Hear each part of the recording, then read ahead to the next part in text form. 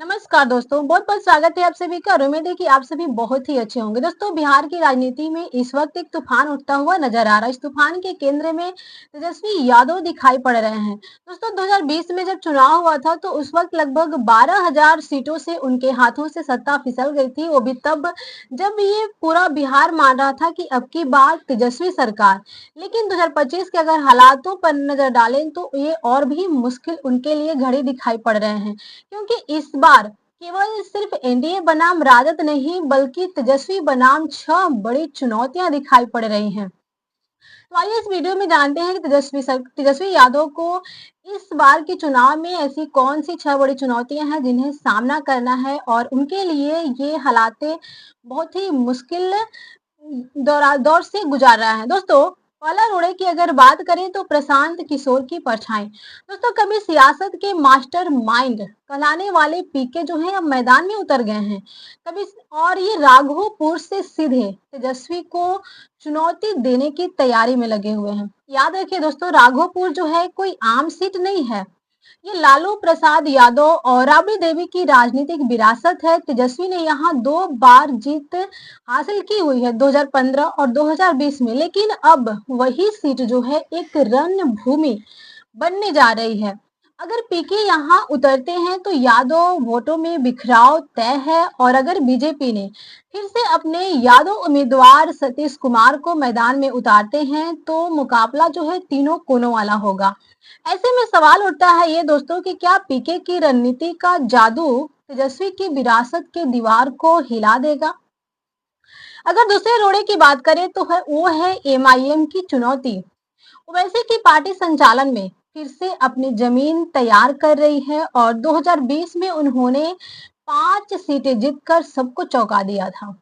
अब वो फिर से मैदान में है और उनका निशाना जो है सीधा मुस्लिम वोट बैंक पर है। याद रखिए दोस्तों, तेजस्वी की सबसे बड़ी ताकत जो है एम वाई यानी कि मुस्लिम यादव गठबंधन ही है। तो यह गठबंधन अगर कमजोर पड़ जाएगा तो हो सकता है कि तेजस्वी की सबसे बड़ी कारण ये बने। तीसरे रोड़े की अगर बात करें तो घर की अंदर की लड़ाई। दोस्तों, कहा जाता है कि राजनीति में बाहरी दुश्मन से लड़ना थोड़ा आसान होता है, लेकिन अगर जंग घर के अंदर शुरू हो जाए तो उसका सामना करना बड़ा ही मुश्किल होता है। और यहीं से असली परीक्षा शुरू हो जाती है। तेज प्रताप यादव जो कि बड़े भाई हैं तेजस्वी के और जिनके बयान कई बार राजद को डिफेंस में डाल देते हैं। रोहिणी आचार्य की अगर बात करें तो जो सोशल मीडिया पर अपने ट्वीट से कभी कभी पार्टी लाइन से अलग संदेश देती हैं।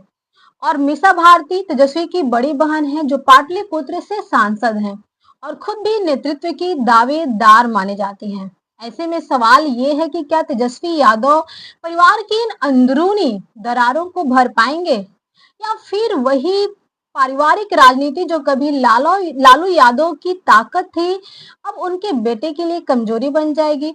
दोस्तों, चौथा रोड़ा की अगर बात करें तो कांग्रेस का कंफ्यूजन। महागठबंधन की सहयोगी हैं ये, फिर भी कांग्रेस अभी तक ये तय नहीं कर पाई कि तेजस्वी को मुख्यमंत्री पद का चेहरा मानना है भी या नहीं।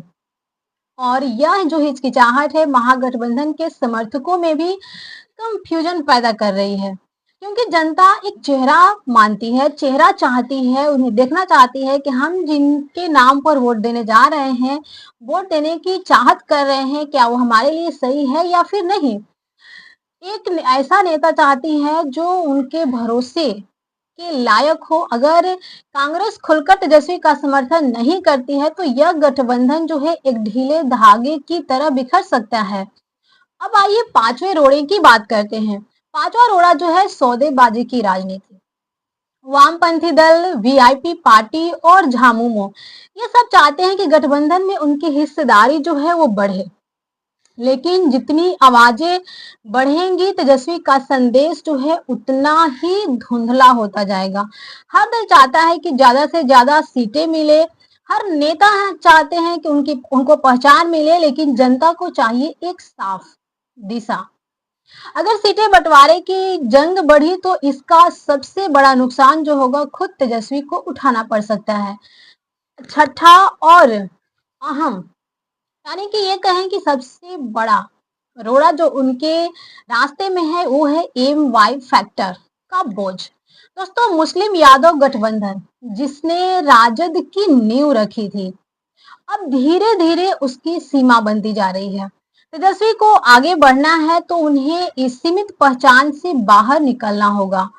और अगर तेजस्वी इस सोच को नहीं पकड़ पाए तो विरासत की ये नाव किनारे से पहले ही शायद डूब सकती है। दोस्तों 2020 में तेजस्वी बस 12,762 वोटों से हार गए थे। कुछ ने कहा कि किस्मत ने धोखा दिया तो कुछ ने कहा कि रणनीति ने साथ नहीं दिया। लेकिन 2025 की लड़ाई अलग है। इस बार मुकाबला सिर्फ नीतीश या भाजपा भाजपा से नहीं है, बल्कि उन 6 दीवारों से है जो उनके चारों ओर खड़ी हैं मजबूती से। अगर उन्होंने इन दीवारों को गिरा दिया तो बिहार की राजनीति का नया अध्याय लिखा जाएगा, जहां एक 35 वर्षीय युवा अपने पिता की विरासत को नए युग की सोच से जोड़ देगा। लेकिन अगर वो चूक गए तो इतिहास फिर से वही सवाल दोहराएगा कि क्या तेजस्वी लालू के बेटे हैं या फिर सिर्फ लालू की परछाई। दोस्तों 14 नवंबर को नतीजे आएंगे और बिहार देखेगा कि क्या तेजस्वी यादव अग्नि परीक्षा को पास कर पाए या फिर नहीं।